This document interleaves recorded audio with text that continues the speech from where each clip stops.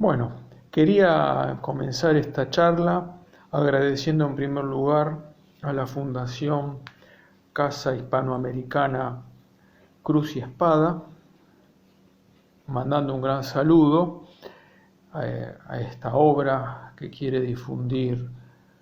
la verdad sobre nuestra hispanidad.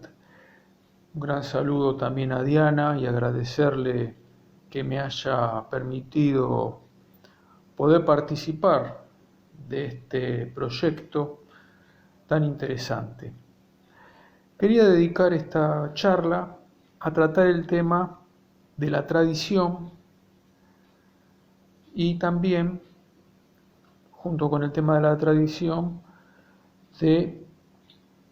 lo que ha sido la oposición que esa tradición viene sufriendo desde los últimos siglos, como digamos dos campos antagónicos enfrentados, el campo de la tradición y el de los enemigos de la tradición, que podemos denominar hoy día, se utiliza la palabra del progresismo, ¿no? La palabra progreso convertida en un ídolo y progreso entendido como ruptura con aquella tradición. No es que el progreso sea algo malo, al contrario, es algo muy bueno,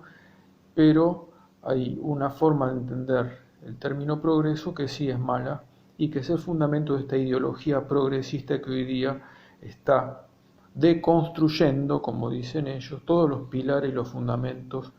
de nuestro mundo tradicional. Vamos a empezar entonces refiriéndonos al término tradición. La palabra tradición hace referencia a un depósito, algo que se ha guardado,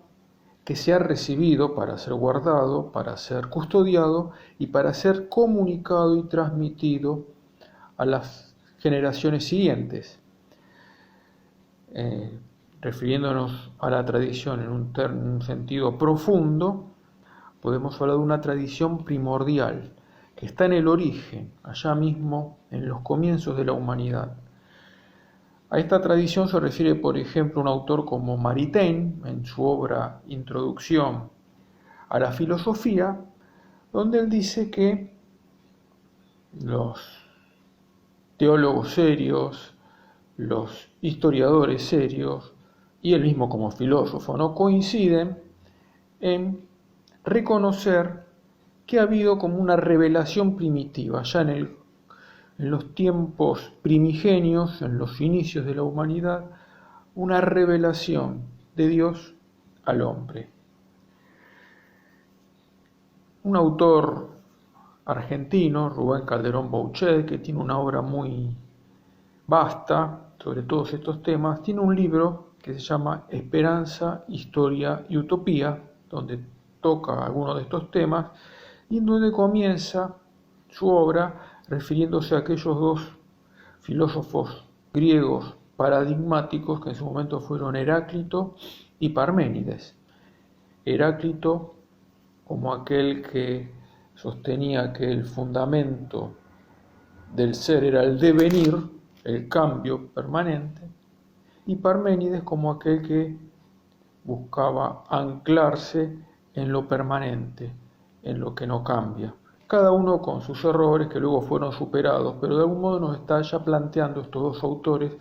dos miradas. La mirada de la vida ante el devenir como un puro fluir, un puro cambio,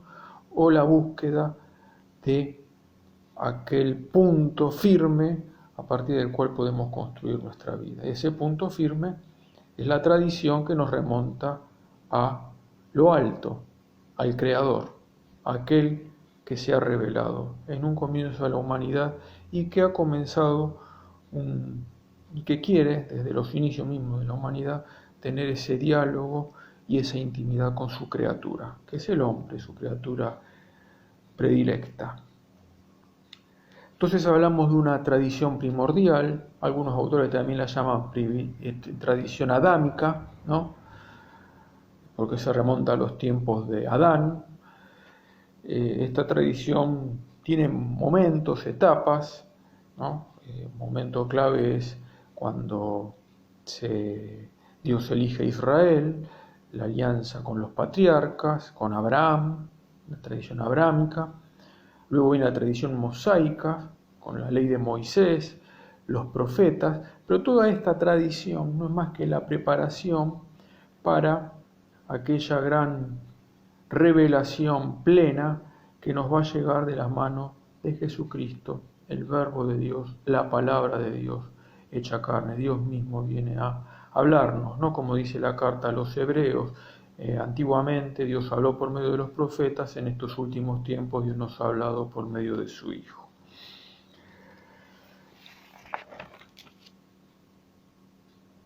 Ahora bien, si nosotros leemos atentamente el Evangelio, vamos a darnos cuenta que Jesús fue llevando a cabo su obra de redención, que alcanza su punto culminante en su pasión, muerte y resurrección. Decía que fue llevando a cabo esta obra de redención y de revelación paralelamente a su acción, a sus curaciones, sus milagros,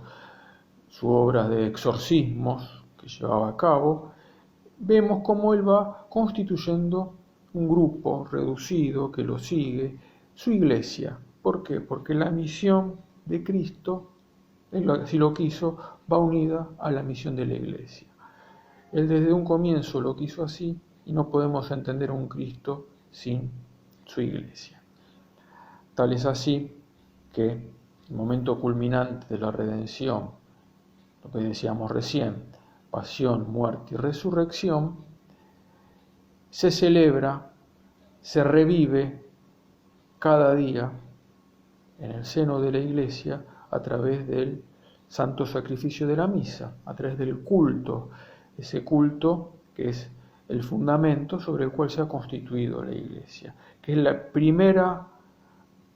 obra que tiene que ir transmitiendo la iglesia de una generación a otra.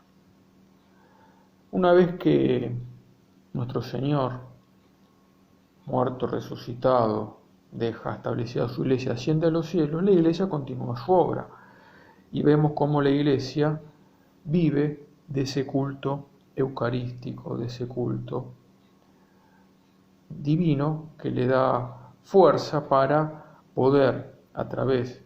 de esa forma de revivir el sacrificio de la cruz, entrar en contacto con lo alto, con lo eterno, con aquello que perdura por siempre y lograr que sus miembros, participando de ese sacrificio eucarístico, sean renovados interiormente, porque en definitiva el plan de Dios es que nosotros seamos transformados en nuevas criaturas capaces de abrirnos a lo eterno, de saltar de este tiempo a la eternidad. Decía entonces que esta iglesia que transmite esa tradición que viene de Cristo y que se remonta a los tiempos primigenios, que celebra sus misterios sobre todo en la Eucaristía, que vive de este culto, esta iglesia va desarrollando en torno a ese culto y a esa tradición una cultura. ¿Por qué? Porque esa tradición y ese culto que nos renueva y nos hace vivir conforme a esa tradición, nos enseña valores que tenemos que ir incorporando en nuestra vida diaria, en nuestra vida familiar, en nuestra vida de relación con los otros. Nos permite un acceso a ciertos valores ligados con lo bello. Vemos como las primeras comunidades que se han ido constituyendo en aquellas catacumbas porque tenían que estar escondidos de sus enemigos, empiezan a desarrollar unas primeras manifestaciones de arte cristiano, y entonces en torno a la tradición y al culto vemos que surge una cultura cristiana que en los primeros siglos de la iglesia está oculta para poder estar prevenidos de esa persecución a la que sometía el imperio pagano a la iglesia. Pero sabemos que esta persecución tiene un fin con el gran Constantino, luego con Teodosio, y que entonces la Iglesia va a poder salir al ámbito mediterráneo, a la civilización greco-romana, que también tenía una riqueza muy profunda y donde perduraban elementos muy ricos de la tradición original, y entonces la Iglesia va a poder transformar aquella civilización y convertirla en una civilización greco-romana cristiana. Y así es que se va a dar los inicios de una civilización cristiana anclada en la tradición y que vive en torno al culto, y donde las almas más selectas que viven estos misterios, sobre todo aquellos que se habían alejado del mundo para tener una mayor intimidad con Dios, no van a guardar esa riqueza que ellos poseen, sino que la van a ir comunicando como una savia rica a los distintos niveles de la sociedad. Y así, en partir de la obra de los grandes emperadores cristianos, de los monjes, de los grandes sabios y de los artistas cristianos, se va a ir constituyendo, como decía, esta gran civilización cristiana que va a tener su momento culminante en la Edad Media. Hablábamos de un gran emperador como Constantino, como Teodosio, luego vamos a tener una figura clave en esta primera etapa de la Edad Media, que va a ser el gran Carlomagno, en el cual va a permitir desarrollar una primera cultura cristiana profunda dentro de lo que fue su imperio, ¿no? Va a promover esa cultura. Entonces, estamos viendo cómo a partir de la tradición se constituye una civilización cristiana, que es lo que estamos tratando de desarrollar y mostrar a partir de esta charla.